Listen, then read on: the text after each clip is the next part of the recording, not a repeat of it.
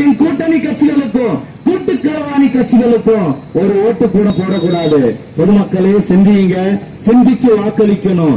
எந்த தலைவர் உங்கள் உரிமைக்காகவும் உங்கள் வாழ்வாதாரத்துக்காகவும் போராடுறாரோ அவருக்கு தான் நீங்க வாக்களிக்கணும். உங்கள் வாக்கு உங்கள் எதிர்கால தலைமுறையை வாழ வைக்கிறதா இருக்கணும்.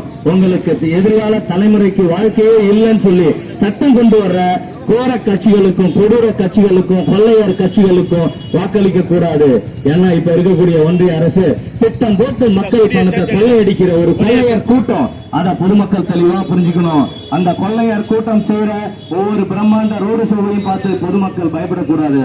பொதுமக்களே யோசிங்க, யோசிச்சு பார்க்கணும். வறுமை கோட்டிற்கு கீழ் உள்ள